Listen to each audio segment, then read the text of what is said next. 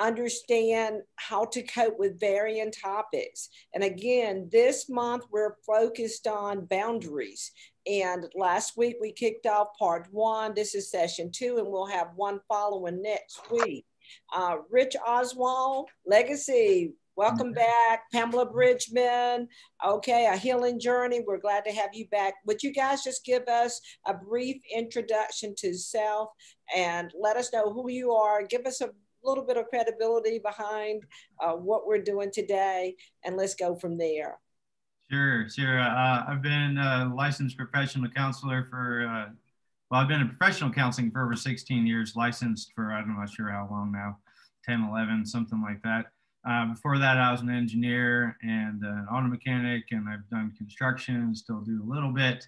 But what I emphasize with counseling is relationships, marriages, but also individuals dealing with their stuff that may still be carried over from growing up experiences or other wounds, maybe more recently in relationships, and how that affects their thinking and mentality in dealing with current issues. And they may be repeating the same behavior that they don't want to repeat, but they can't seem to get out of it. So, and I operate Legacy Counseling Center in Snellville, Georgia, east of Atlanta. And Beth mentioned last week a bit at the end that I'm starting to pump out some videos with content for counseling, and actually I'm going to tie that in with some of my tech abilities and hands-on stuff. So called The Handy Christian Counselor, and you can check it out on YouTube, or got some posts on a Facebook page as well as our website, which is legacycounselingga.com.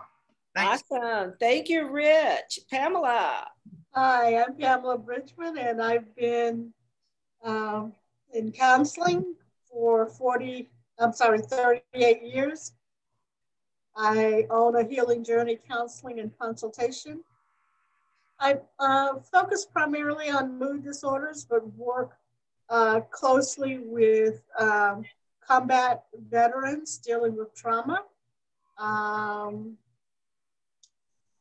I like what I do. Wow. I'm in Cartersville, Georgia. Awesome. Wonderful. So as you can hear, and that these people know what they're talking about. We have a particular topic each month, and again, it's boundaries.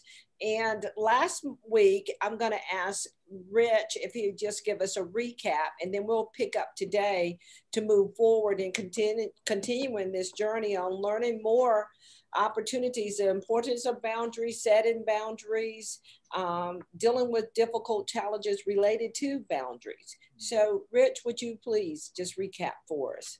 Sure. Last week, Beth and I talked about what kind of boundaries in the application to family in particular, and how do we compare a family relationship to a different relationship as way, how we interact with those people, and what would make it different if it is different, and what are some of the issues and concerns and ideas, concepts of how you would approach family members, and particularly the holiday season. We're talking about that is often much more complex because we have ideas about and images about how we interact with family. And sometimes that is painful and frustrating, confusing, and we don't know exactly what to do with it. So Beth and I kind of hit at some of that stuff. And then this week, we're kind of looking at a title that kind of more of the do you stay or do you go idea with visiting, interacting with people, and apply to the holidays, but just in general relationships. Wonderful, wonderful. So Pamela, I wanted to include you in, you weren't available last week because she bought a new house. So congratulations. I bought a new house. Yeah, and she moved. But please chime in any opportunities from what Rich just shared that you could lend to his recap. Please feel free to do so. And if not now, then share with us later. Okay. So today, go ahead. I'm sorry. No, I said we'll do. Okay. So today, what we decided on the topic is, do you go or do you stay? What does that mean? What are you talking about, Rich? Well, there are several applications that come to that, but the initial one, thinking in the holiday season now, is people often question whether they go visit family or not go visit family, and for how long, and what do you tolerate while you're there, and is there a different way to approach it possibly. Sometimes I find people need sort of permission in some ways to change their behavior, that it's okay not to do maybe the expectations of other people and tolerate different things. So we're going to explore what are some of your options? And then even in other relationships, do you stay in a relationship or do you leave the relationship? When is an appropriate time to kind of change how close you are with this person and maybe how you're communicating with them? Yeah, right. Not only when is it an appropriate time, but what are the things that you take into consideration? I was thinking, Rich, you were talking about, for instance, holiday visitation. As adults, we have our relationship with family members, but as an adult, say with children, I remember my son saying to me once, he observed an interaction I had with a family member, and he noted that my interaction with that family member was very much different than his interaction. My relationship very much different than his relationship. So we were talking about the holidays. Let's say we were talking about the holidays. This particular family member is the one that I probably would have opted to just call on the phone and say, Merry Christmas, or blessed celebration of our Savior. But because I had a young child who had a different relationship with that particular family member, I would visit so that Michael could interact with them and then make my decision as to how much actual presence time I was going to have with that person. Good. I'm in a different part of the house while Michael's in the same room with them. Those kinds of things. And that's not being mean-spirited. That's just knowing that I have to have a very different boundary in terms of contact than my child. That is fantastic point, Pamela. I appreciate that a whole lot. When we have the responsibility that's beyond just taking care of ourselves, how do we consider boundaries as parents, particular? So excellent point. Thank you very much. As a matter of fact, that is one of the points that I made last week, if you recall, Rich, is that I allowed an adjustment in my, whether or not I went or whether I stayed, and I didn't want to go too deep in it last week, but because I knew we'd had this topic today. But when you allow someone to modify what you really want to do because of your fear in the outcome or intimidation, and what you said is something that I had to learn, because I just stopped going. Although I wanted to go and I wanted to be a part and I wanted to be around even people that opposed me, I didn't necessarily care for the way they treated me, but I was allowing them to determine my boundary. They set the boundaries because they were offensive to me. But yet what I learned is I can go and I can set my own boundaries, and I don't have to be engaged in that conversation. And I don't have to be even in that same room. There were outlets for me. And I learned this is know the settings where you're appreciated and know the settings where you are tolerated. And so not everybody's going to celebrate. And so stop seeking that. But what you can do is look for opportunities where if there's pleasant opportunities there that are welcoming for me, then those were the ones that I should engage in. Does that make sense? Yeah, one of the notes that I have here, Beth, is don't let the other person's response dictate your response. Whoa. A difficult person may react. They may react in anger. They may react with contempt. sarcasm, however it is that they react and become defensive when they are confronted with your boundary. However, it's important for their reaction to not dictate your reaction. You remain true to your own character, regardless of how it is that they react. Wow, that is so true. Because honestly, we are allowing someone else to control how we should respond or feel, and we can't be at peace, right?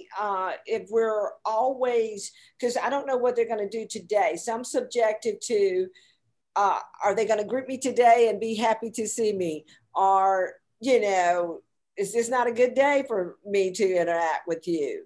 And so in those opportunities, we have to control or pull back control of who we are and what we want to be, because otherwise there's going to be some internal unpleasantness within myself. My peace is not going to be with me. Is that? And Angela, what are you saying? You said, yes, I struggle with this in my family. I tend not to attend, but that means I'm not allowed to get the best of me. And my husband is calling in the middle. They're so aggressive and pushy. And so how do you handle it? Angela, feel free to speak. Okay, well, I just don't go. I stopped going because everything was, it was just very aggressive. When I enter, it's not kid friendly. I have children, but yet it has to be 100 people at their house every Thanksgiving. I'm American, they're not. So we don't have no stuffing. We don't have no mac and cheese, no collard greens. I'm like, look, where's my food? That's a problem. I'm sorry. I struggle with that, but then I married into this family and they will make the menu and tell me what to bring. But it's no discussion. It's my way. It's always their way. And I choose not to go. So the last time I went the day after because his mom was there. And when I tell you I was greeted with a curse, they cussed me out. So I basically said to them, I'm RSVPing for the following year that I'm not showing up again because I have no time for that, and they look at me as me being stuck up. I'm not, just that I have boundaries. And I don't like going to events where there's 100 people, there's a whole bunch of alcohol. I don't drink. Your punch look like punch, but it has alcohol in it. So what is my kid supposed to do? I want to be comfortable with my children. My issue, I think, is my husband uses me as a scapegoat. I don't think he wants to go either. So he sits there and say, oh, Angie, you don't want to come. Man, you didn't want to come. He wants to sit at home and look at football for Thanksgiving. But yet we're stuck here with 100 people, not enough chairs to sit down. And it's just, I didn't know how to approach it other than just not going at all. How do you say, this is just not my scene. This is not how we have traditions also, and I have traditions and I like turkey and stuffing and collard greens and mac and cheese. Girl, I don't want the jerk chicken. Hungry right about now. Yeah, I'm sorry. I don't want the curry chicken and the jerk chicken. My kids don't even eat that food. So my kids weren't eating. They can't sit down someplace. Where's the punch? Where's water? It was just so much. And the family does not understand. They just look at it as if it's me pulling my kids away from them. There are a couple of things that is happening in that situation. So it's not only family boundaries or individual boundaries that have to be considered. You're looking at cultural differences also. Right. And so that's a whole different concept that has to be included. Mm-hmm. But it also has to be understood at a personal level. So to be able to have the conversation with the in-law or whatever, to somehow be able to get them or you to assimilate more into their culture and them to assimilate more into your culture So it's more than just boundaries that we're dealing with. We're looking at cultural assimilations. Okay, awesome. Awesome. That's a great point because I could pick up on that because we talked about the varying food choices. And so how do you, would you say, Rich or Pamela, the opportunities, because I did hear that the only reason that you wanted to go is because it sounds like your mother-in-law is there. Right. So it's not my mother-in-law's house. It's a sister-in-law. It's my brother-in-law and his wife. So she comes to visit and she stays there because that's the big old mansion. So, you know, I'm trying to allow my children to be around their grandma, and it's not, it's just, it's definitely cultural. It definitely is cultural. I think that that's where the boundaries, and it just becomes a little uncomfortable because I'm the only one who's not of that culture. Everyone is, my husband is one of 7 children, and I'm the only one that's American, that married, that all the others married in their culture. So I'm the only one that stands out like the black sheep.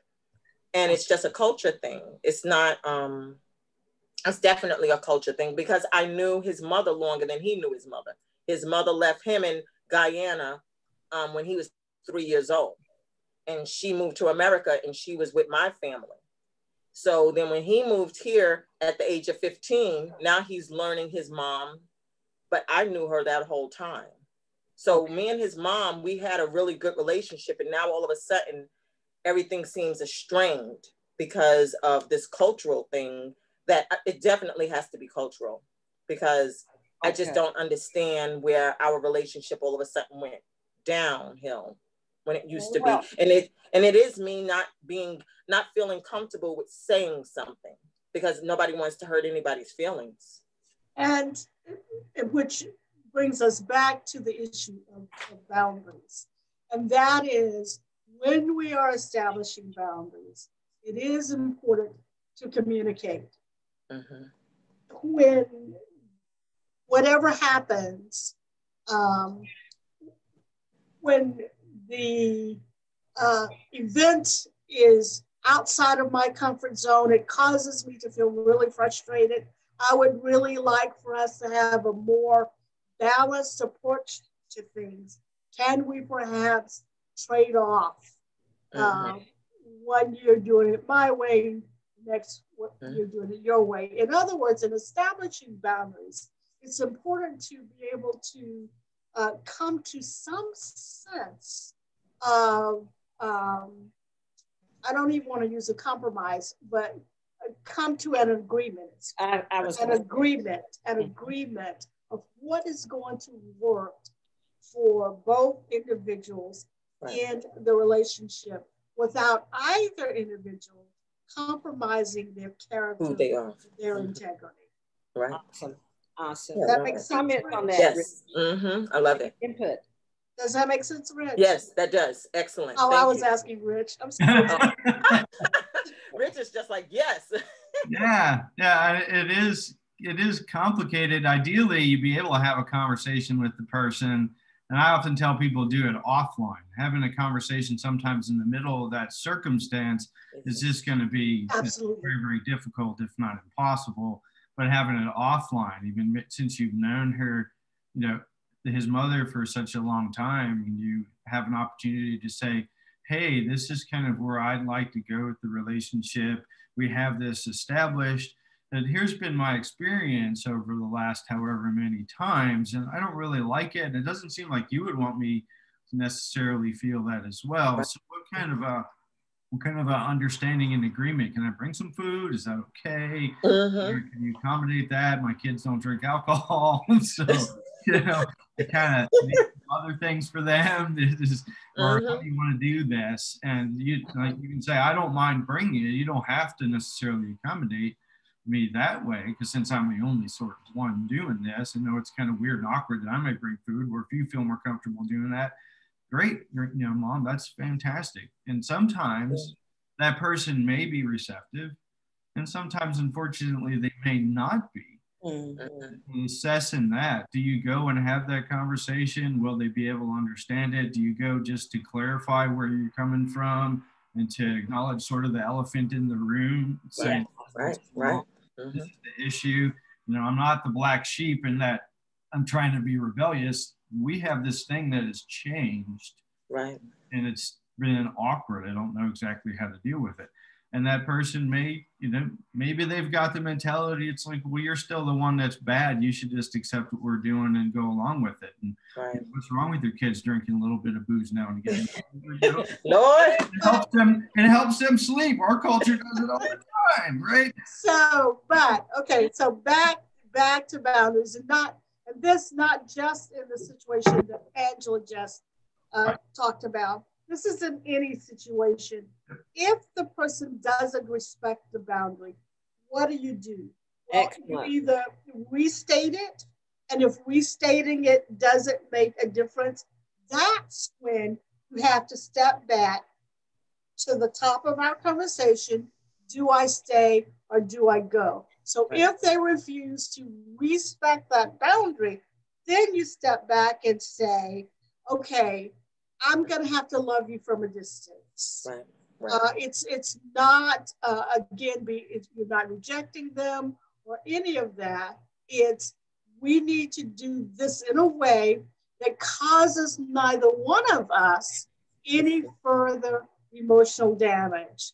I want my love for you to remain deep as it is right now. And yet, if we continue this interaction, that's not going to happen. Yeah, right. So I'm going to love you from a distance. Excellent.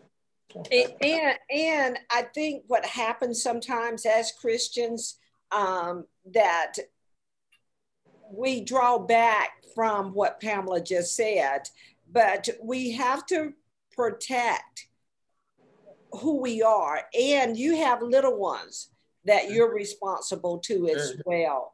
And one thing, and we talked about this, or maybe I talked about it on my Take Charge Tuesday last week with Pastor Victoria Creppy about influence. And so that comes into place. Who are you allowing to influence your family? You've got to draw that boundary. And I believe, as an aside, and we won't go into that, but your mother-in-law is being influenced possibly by those that are coming.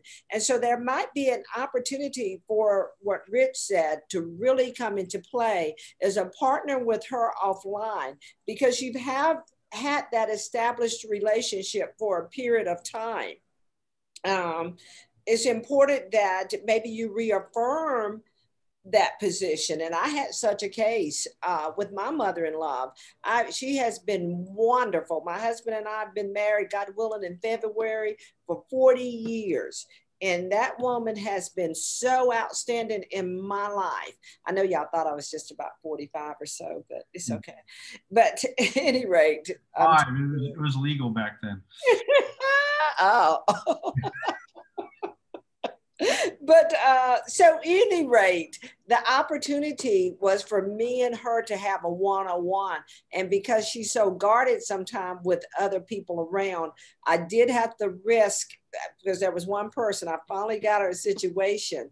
And I specifically asked her, have I been a good daughter-in-law to you?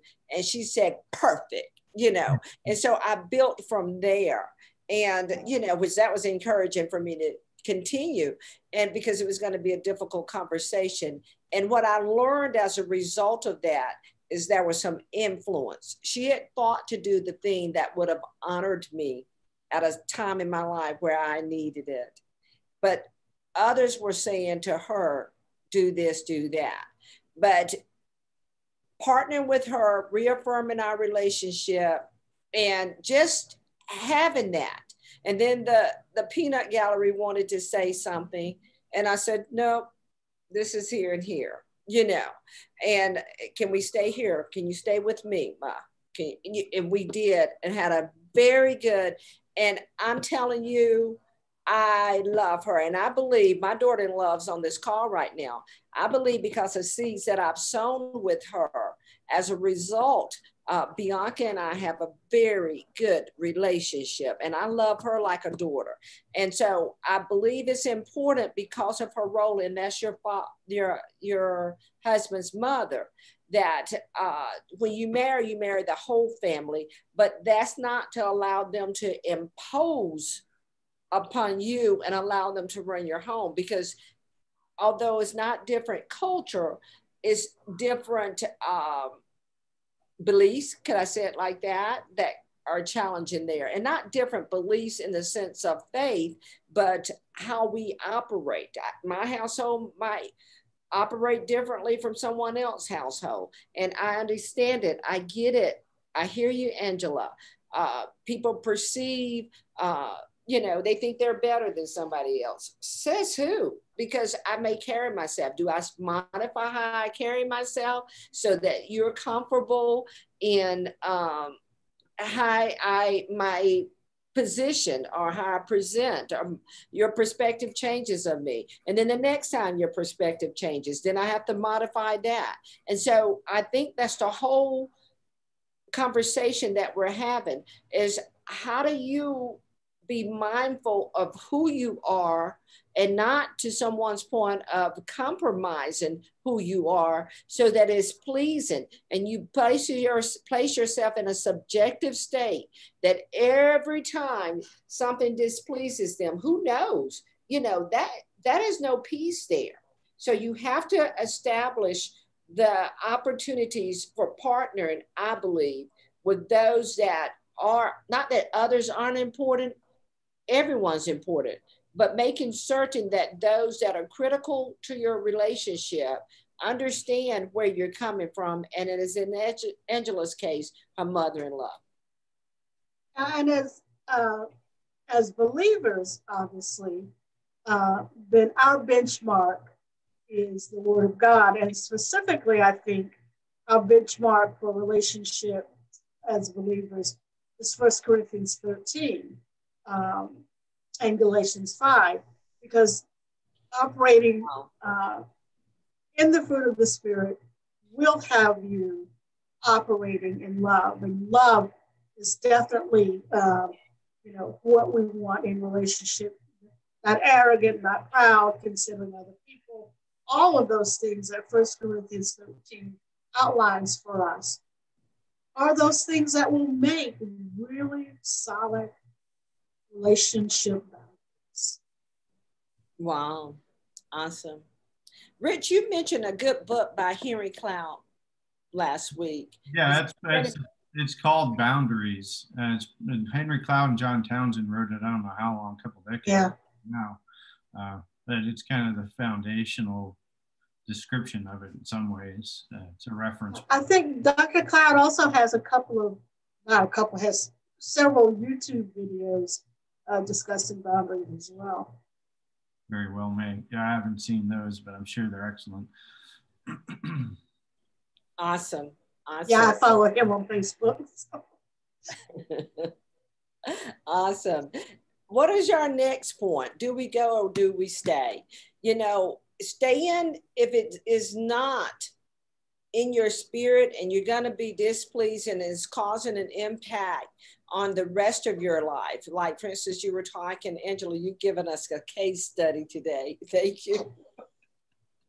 But your husband, I think there are some opportunities there with boundaries, even within the relationship for spouses. Some of you, Rich or Pamela, step back. Using me as your scapegoat. You can't do that.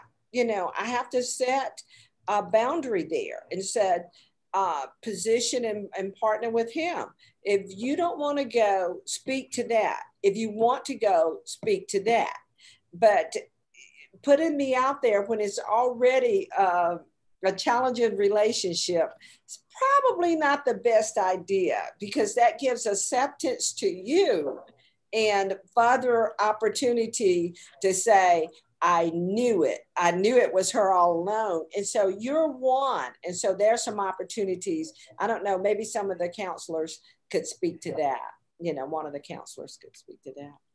Yeah, it definitely stood out to me too. And dealing with boundaries, there's it's not necessarily just one person that is affecting. I think systemically is a perspective that needs to be sort of considered. We're all part of a system and a system of relationships. And when we are interacting, we all have boundaries with all of those different components of it. And if we change a way we're interacting with one person, it very well may ripple out and impact other relationships, whether these people. No doubt it will do that. It will, right? Yeah. Let's say ecosystem idea. If I change one thing, then everything else has to figure out how to respond to it and adjust. So yeah, you can say it definitely will. Kind of plan on it and consider when you are adjusting one, how are you going to handle potential changes in the other ones from the other party as well. They may, pull you back. Well, why don't you just go do this one time or something like that? There's all kinds of different things I've heard over the years where people respond, basically trying to pull us back to the way it was before, because change is uncomfortable, awkward, and unknown, and may seem more risky than just doing what we know. In fact, I don't know about you, Rich, but especially when I'm dealing with alcoholics and addicts who are stepping into, or trying to step into sobriety, the first thing that I caution them is, you think that people are going to be really, really happy that you're getting clean and sober. The reality is the first thing that's going to happen is those people who love you most are going to try to sabotage your sobriety. Why? Because they are accustomed to being in relationship with the person who was addicted. They are not accustomed to being in relationship. Wow.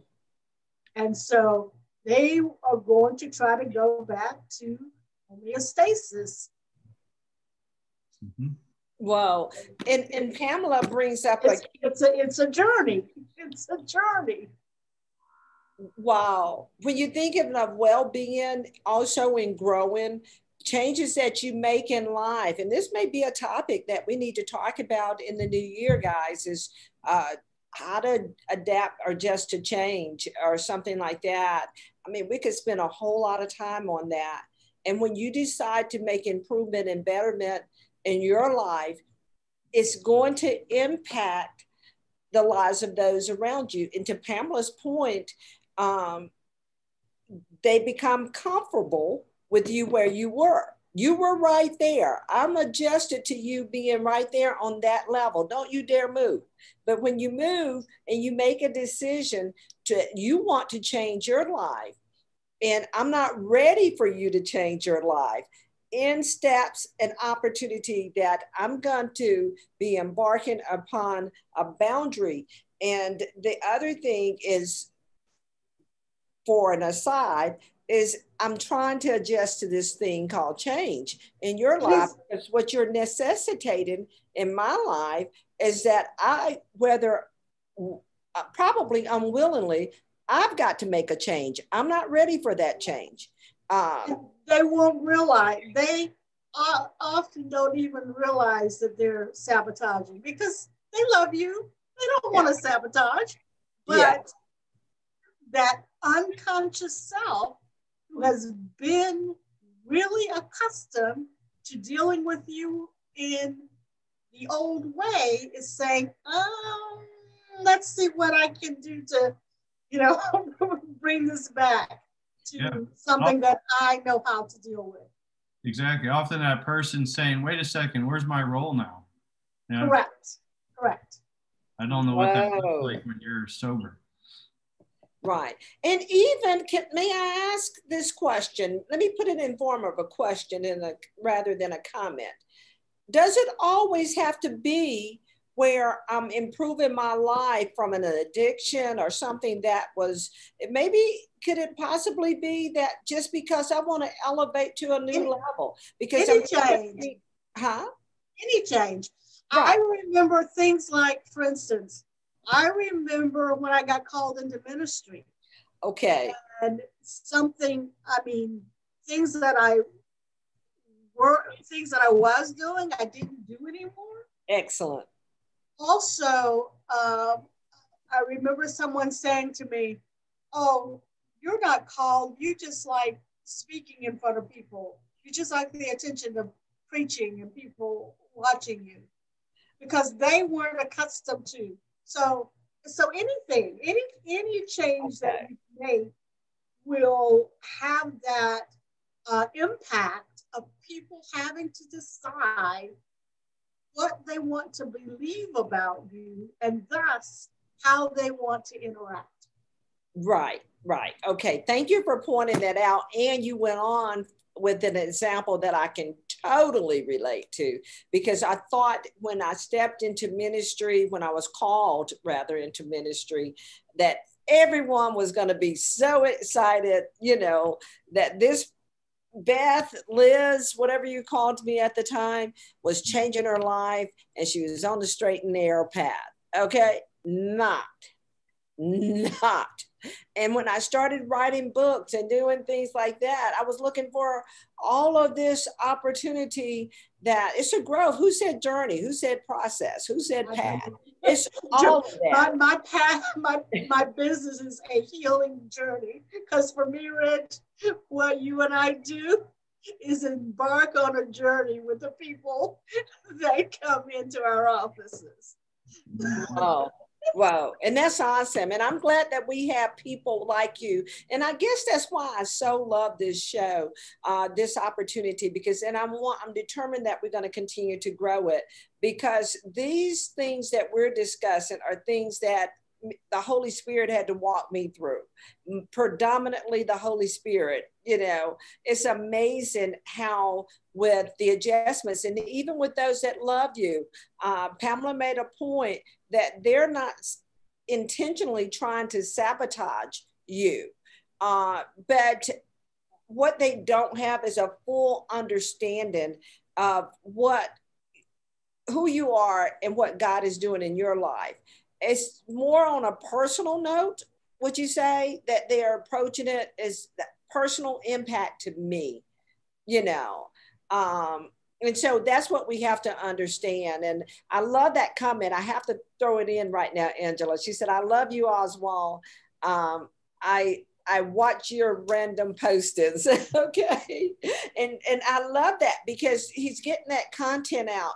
And may I ask you to come off mute and really just speak to that? Why do you love Rich's postings?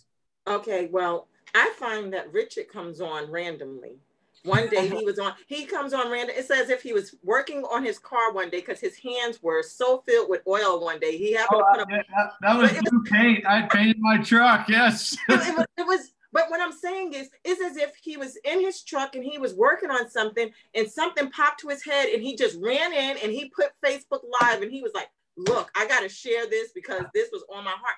And it was talking to me at the time because I was going, I'm very transparent. I love my life and I love the Lord. And I feel that when I go through something, it's not for just me, it's a blessing. So I'm going to share that I'm going through something in my marriage and I was struggling. I am struggling and I just needed confirmation that I'm supposed to sit still or move. And it's like, Richard, I get dings every time he's on and I go look and to see what he got to say now. So, and he was working. He doesn't realize that things that he was saying was helping me. And then some things he was saying, I was like, is he telling me to leave? Is he telling me to stay? And I just didn't know. But then the next time it came and it was like, leave it in God's hand. I had to learn how to let go.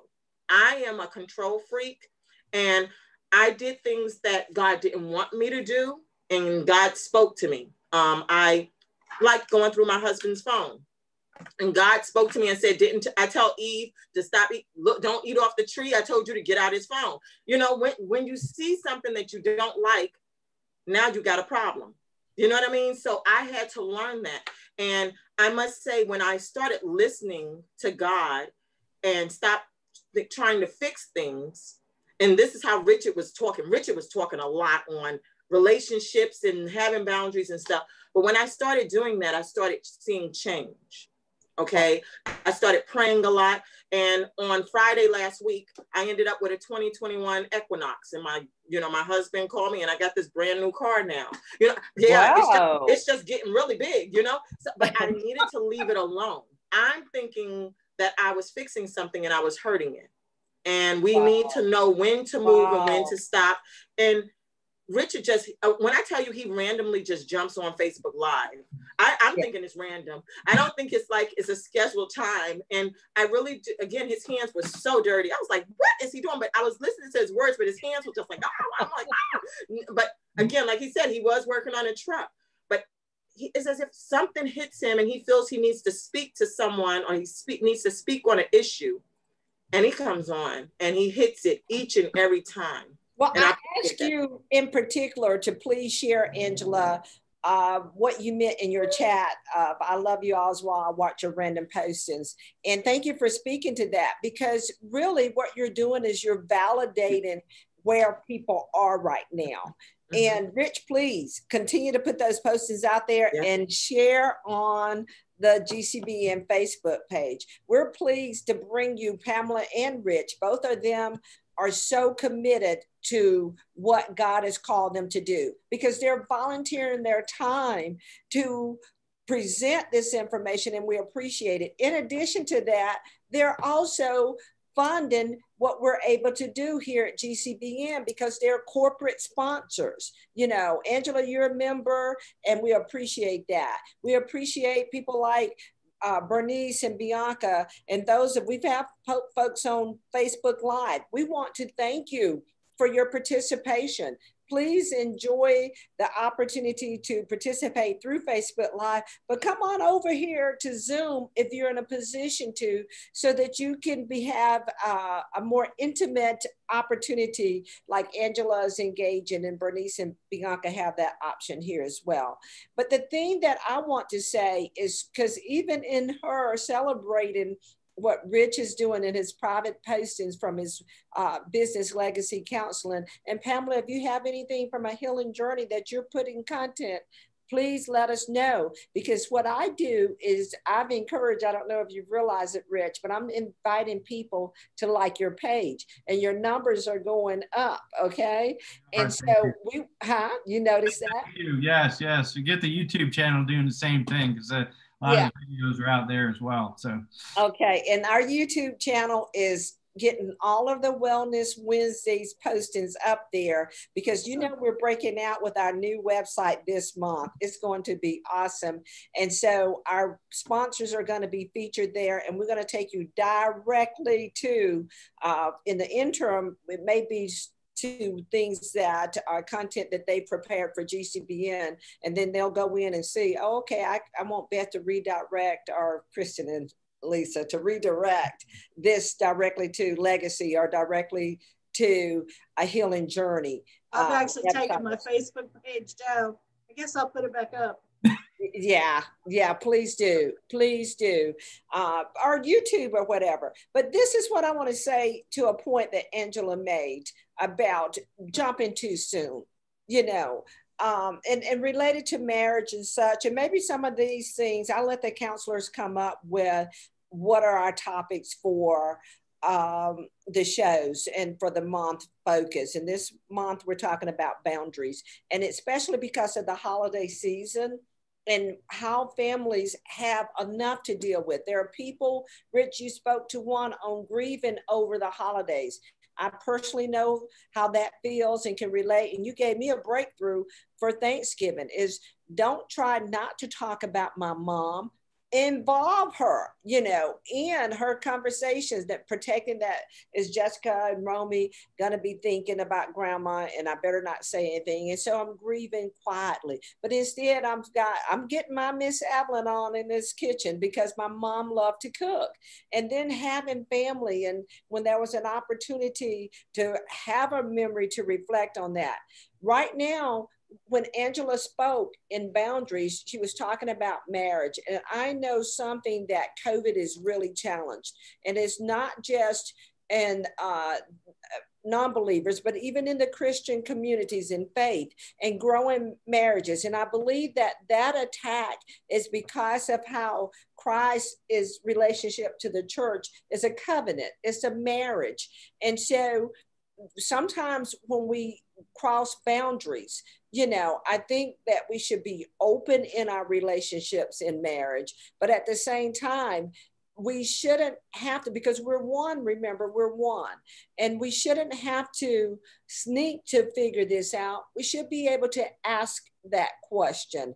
And so when we place ourselves sort of on the defense, if you will, then what we're doing is not only are we crossing a boundary in someone else's life, but we're also disconnecting from a trusting God.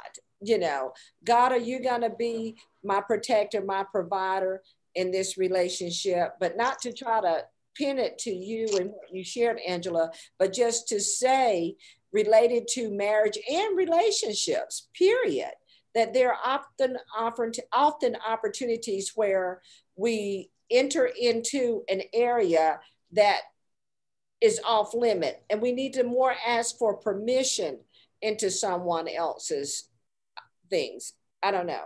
I throw that out there. Well, you're hitting a good point, Beth. When initially we're talking about boundaries here and should you stay or should you go, we're thinking about other people maybe violating our boundaries and how do we adjust that.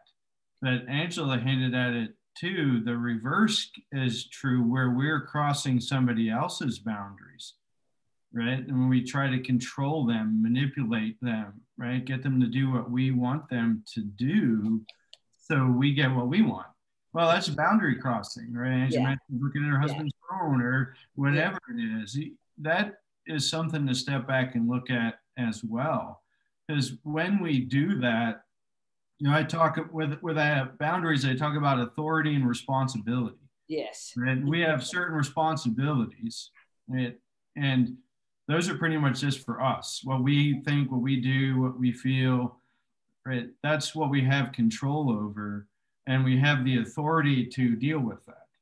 But when we try to take responsibility for stuff that's not ours, we don't have the authority to deal with it, right? Just taking care of somebody else's stuff. And my illustration is, if anybody's had a job situation where the boss says, hey, you need to do all this stuff, right? Trying to give you responsibility for something. And you say, great, well, can I have this and this and this to do it? And he goes, no. So then you take the responsibility, but you have no resources to do it. I say, how's that like to sleep that night, right? Your anxiety level goes through the roof because you're worried about doing something that you don't have the ability to do. So we either have to say, you know, in that circumstance, fine, I need this stuff in order to be able to do it, or I'm not taking it. I'm not going to do that. And we have to step and look at our own. Am I trying to take responsibility for what somebody else thinks, feels, or does? Right? But I don't have the authority to do anything with that. I don't have the ability, the resources. I can't control what somebody else thinks. It's impossible. You know, but when we try to do that, we are now putting ourselves in that anxiety-provoking place where we're trying to take responsibility for something we don't have authority to do. So we feel out of control, we feel anxious, right, and stressed out. And part of the change is to come back and say, wait a minute, that's not mine. I have a question for you all to answer. What prevents, when we know without a shadow of a doubt that we need to set boundaries, what prevents us from doing so? I have a thought, but I'd like to hear what you all.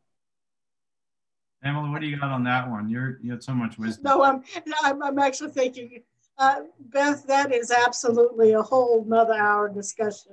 I mean, we could discuss it from a codependency point of view. We could discuss it from a narcissist point of view. We could fear, low self-esteem. I mean, that's a long discussion. That's the one thing, right? It's only 15 or 20. It's only 15, but would you agree? Okay, because she already said the one that I think is more often is fear. I think the root and all the narcissism and all that kind of springs up after. But I really think the bottom line root, and you push back, is that fear of the outcome of what does it now do to me, or what am I going to lose? Never, when you're dealing with fear, I don't think is often a consideration of what I'm going to gain, but more often than not is what am I going to lose? What is going to happen to me? What is this going to, and it's always detriment. It's never an opportunity that if I set this boundary, perhaps I'm going to have a more peaceful night. If rather the situation, Rich, with the employer, if I don't push back and I'm trying to strive to perform, knowing I don't have the tools and resources, he's not providing, but yet I'm continually trying, I'm not going to sleep at night. I'm going to be walking around intimidated, waiting until when he's going to hold me accountable for something that's totally out of my control. Whereas on the other side, if I draw a boundary and said, hey, you know what, let's partner here. I appreciate the opportunity. That is one of my responsibilities. However, I lack the tools to be able to do that. If you'll provide me with these tools, then I'll be able to perform, and I'll do an excellent job at it. You've got to push back at some time to position and draw that boundary. And if you don't, you're going to have a level of discontentment.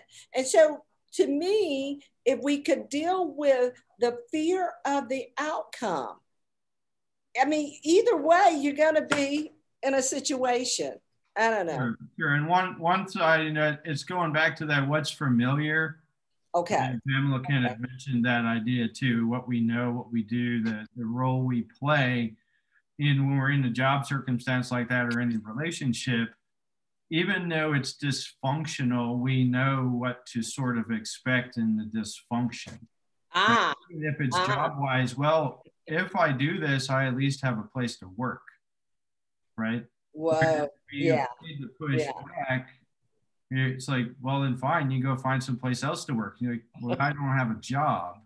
Well, that's kind of scary because I have bills to pay. Yeah. And that's often what I find, in the analogy, that is the fear. But then we're not trusting God. We're not standing up for how we should be treated. To talk about we're given an opportunity to become children of God. Well, what does that mean? He's the king of the universe, so we are his kids, and kids of a king are prince and princesses. So, and how do prince and princesses expect to be treated? It's typically not like slaves. So we have to adjust that. But part of the journey is to accept that I'm not a slave. I'm actually royalty. But that's a hard thing for some of us to really embrace, because we grew up with some of the messages that said, we're not going to do anything right. My dad said, I'm not going to amount to anything. The best I'm going to do for a job is to pick up garbage. Right? Right. Well, that's literally, that is what my dad said. I have a bachelor's degree and 2 master's degrees, but I can still have that thing in my head that really, am I enough? Can I do this? Is it going to work? Mm-hmm. Right. So I am constantly at times struggling with, well, am I royalty or am I a slave? Am I up to what everybody else tells me I should be doing or not doing, which is the whole boundary thing we're going back to. Mm-hmm. We do what just other people tell us to do, whether we want to do it or not, or do we do what we know to be true? And part of the journey in it, like Pamela said, this is a journey. And we as counselors come along with you for a while in your journey. Your journey existed before we met and will continue after we part ways for a bit. It is a journey of understanding who we really are. And that's very, very difficult, but absolutely essential. And embracing that, to me, that's what starts changing boundaries as well. When you think, well, wait a minute, I don't have to tolerate that. Or wait a minute, I can actually ask that. Or, wait a minute, I can actually say no. No is just an equal option as yes, but a lot of times we're taught that yes is the only option. Right? Not only that. You can do what I say, you can do what I say. Which one do you want? Yeah. And not only that, Rich, no is a complete sentence. Not no and, no but, no because, no. It's a complete sentence. And as I sign off, what I want to say finally about this is that in order to know whether to stay or to go at the holidays, or just to have healthy boundaries, then pray the prayer that David prayed, and that is, Lord, keep me in my integrity. Wow. Wow. This is so awesome. Go ahead, Pamela. You have something. I gotta leave.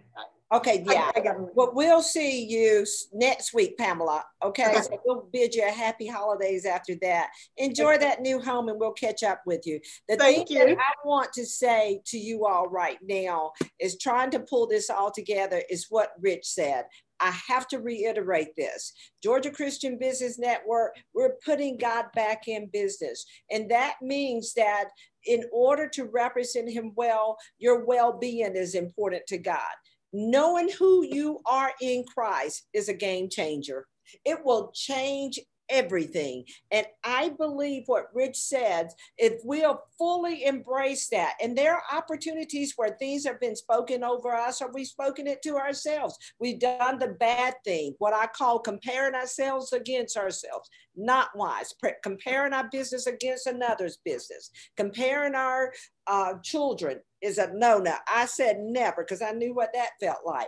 But the thing that I want to tell you today is to solidify who you are in Christ. He called us to be the head and not the tail, above and never beneath. And so if we would bank on that more often, and no, be assured, I will say it like this, that the enemy will come against you to try to denounce who you are in Christ. But those people, whether they know Christ or not, one of the things that has caused them to rise to a level of success is being confident sometimes in Christ and who he said they are, or being confident that they would succeed and continue to try whether or not they were confident or not. They did it. They showed up. And so it's like what Rich just said. If you believe and get to the point that it's not serving you well, it's what I paraphrase to say. If it is not serving you well, then there's an opportunity that you can own making the change. Thank you, Bernice, for that comment. Great topic. Thanks for sharing, is what she's saying. It's so wonderful to be able to have this discussion. Rich, and Pamela's gone now. She has a standing, 1 o'clock appointment on Wednesday. So we're just glad to have her here at all. But Rich, this has been wonderful. Angela, Bianca, thank you guys here. And those of you, Talisha, Jessica, that are on Facebook Live, we sincerely appreciate your support. Please share with others that we're here. We're trying to communicate out because we want to help more people, because we believe that if you're well, from a mindset standpoint, it's going to flow throughout the rest of your life, whether it's in your business, in your family, in your marriage, or whatever aspect of life.